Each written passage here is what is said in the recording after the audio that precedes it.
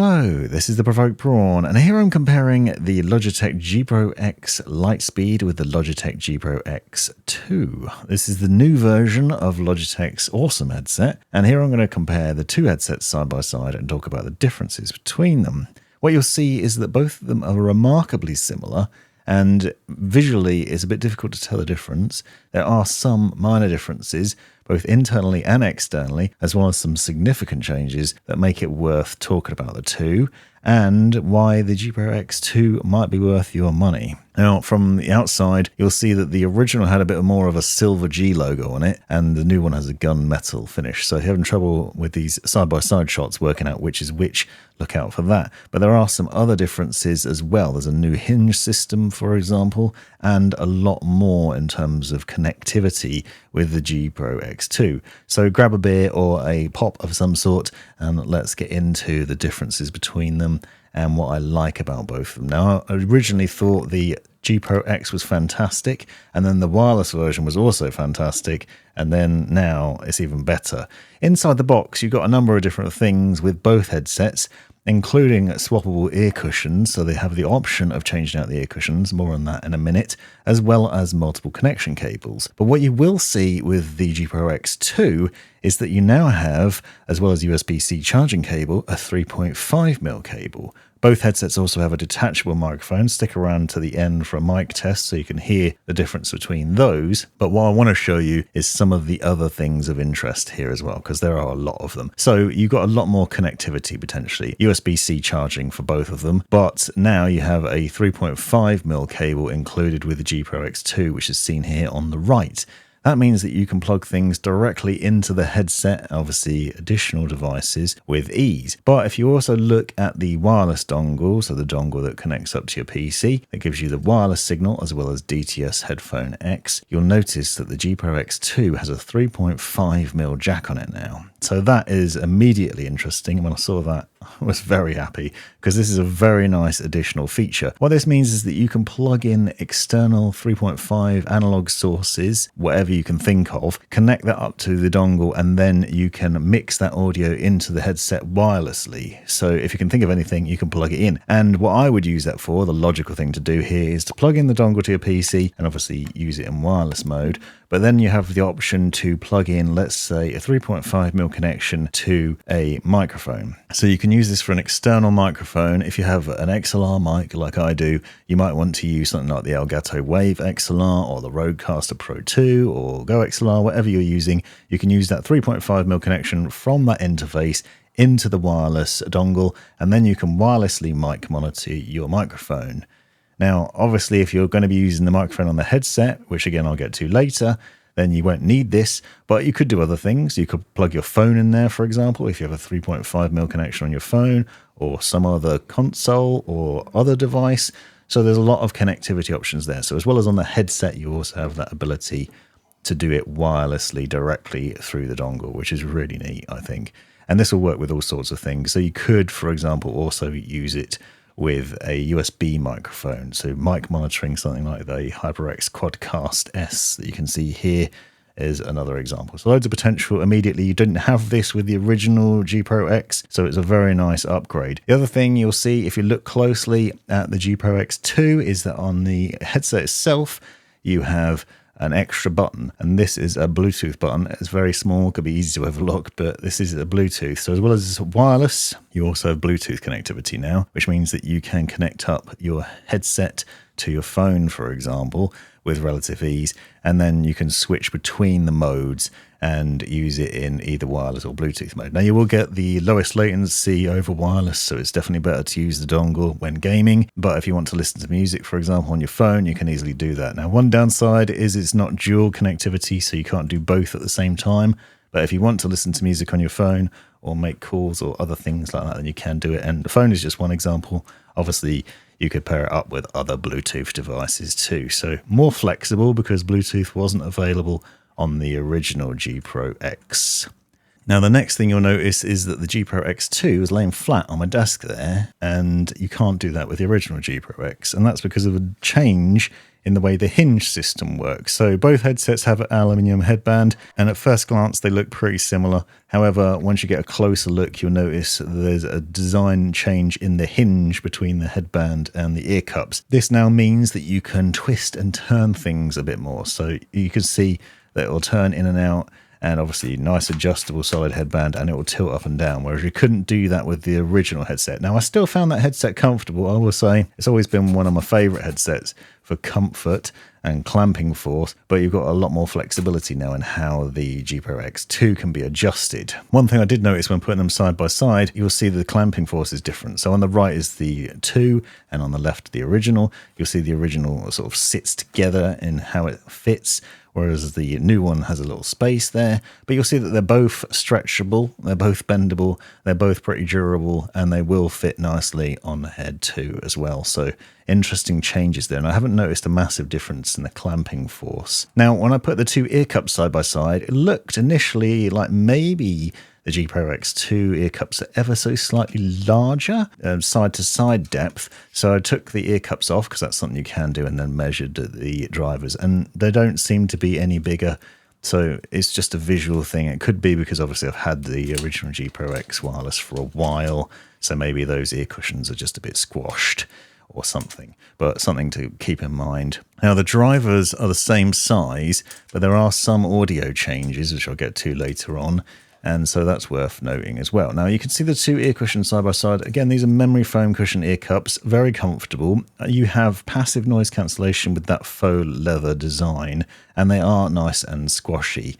There's very little change here. However, there was one thing that I did notice that I'll talk to you about in a second, and it's really nice to have the inclusion of ear cups that you can swap out without having to pay extra for, I think. You'll see if you put them side by side, there's not much difference there really. One perhaps looks a little bit thinner than the other, but obviously bear in mind it could have just been squashed over time, so it might not actually be. So I don't think there's much in it in terms of the ear cushion design. But the faux leather ones on the G Pro X2 are ever so slightly different, because on the inside, there's now a cloth ring around the inside where it will fit on your head alongside your ear. So you have a sort of mix of faux leather and material, which means that you get a comfortable fit, but also the benefit of the passive noise cancellation. So that's a really subtle change that isn't immediately obvious when you first look at the headset. And if you don't have the two to compare side by side, I nearly didn't notice it, but the fact that it exists is pretty cool, because it sort of shows you the various different hints of things that have done, subtle tweaks and changes that have really improved this headset in a number of different ways.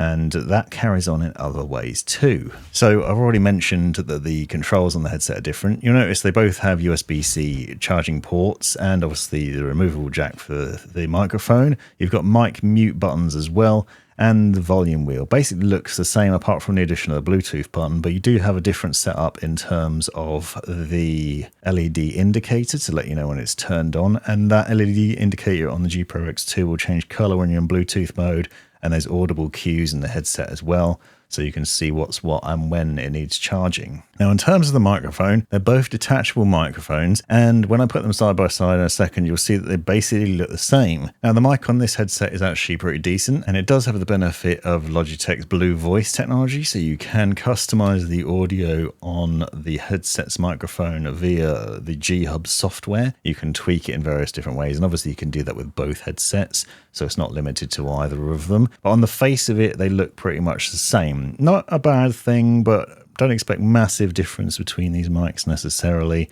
But you can remove them, so you can remove them and then obviously use an external microphone, as I've already talked about. That is an option, and it's nice to have that flexibility.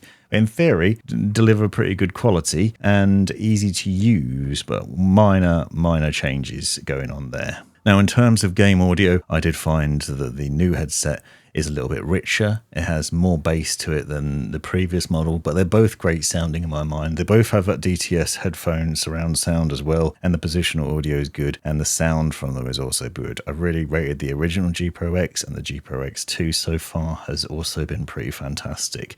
They've also upped the battery life, so the new G Pro X claims over 50 hours of battery life versus about 25 on the original, so you've got more battery, better sound, and for longer. And obviously if you use Bluetooth instead of wireless, you'll probably get even more battery life out of it, but the sound latency, won't be ideal, so you probably want to stick with wireless for gaming purposes. So pretty neat changes there, making the G Pro X2 more worthwhile for your money. This is the G Pro X2 Lightspeed. This is the headset in default mode, so you can see G Hub on the right hand side here, where you can go in to tweak the various different settings.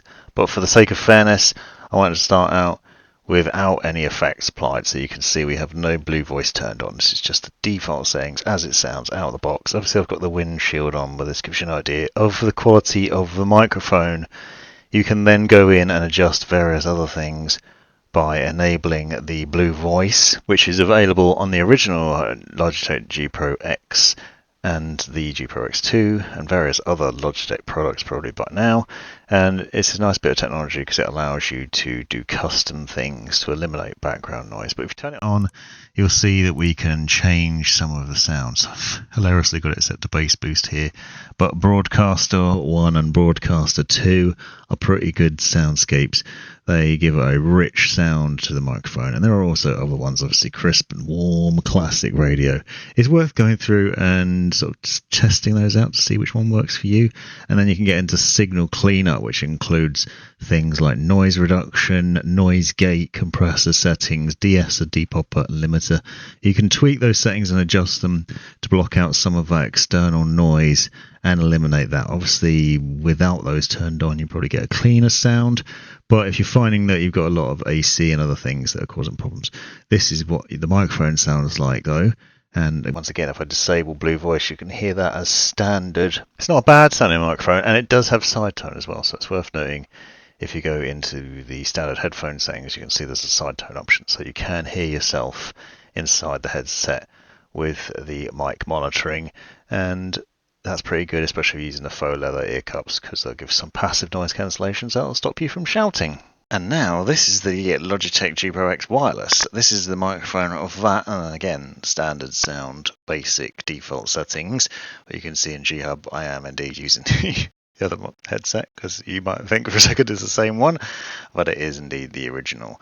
Now in here, obviously you can see I don't have blue voice set on, and you can hear the quality of it. You will notice actually there's a lot of different presets on this, so if I turn it on, I'm going to go into Broadcaster 1 and then Broadcaster 2 again, just so you can hear those. And then we also have a number of others, but there's also other ones for the iPod, which is an additional microphone purchase you can buy, and a variety of other ones in here. And those that are tuned specifically for various different esports broadcasters, so there's a variety in there. So there's a lot of different tweaking that you could do to both of them, but the default sound is actually pretty comparable, I think. They don't sound majorly different, so that's something to bear in mind. But they're both not terrible mics, although not the best I've seen on a headset, and certainly not as good as a XLR microphone. In conclusion, the G Pro X2 is a fantastic upgrade to the original G Pro X wireless, and well worth considering. It's a really nice headset, very capable, very flexible in all the connectivity options, good sound, and good bass to it, as well as superb comfort, which is one of the reasons I like the original G Pro X. So if you've got the original and are looking to upgrade, I'd recommend it. And if you've not used the G Pro X before, it's definitely worth your money. This has been the Provoked Prawn. Let me know in the comments what you think, and also check out the description for links to other videos you might find useful, as well as specs of the headsets and links to buy. Thanks for watching. You've made it right to the end of the video, you brilliant legend you. If you've enjoyed it, click that subscribe button, give me a thumbs up, and drop me a comment down below if you've got any questions. If you really enjoyed it, consider joining the channel and see the benefits of doing so. Check out these other videos, you might well find them interesting or useful, and most importantly, have a great life.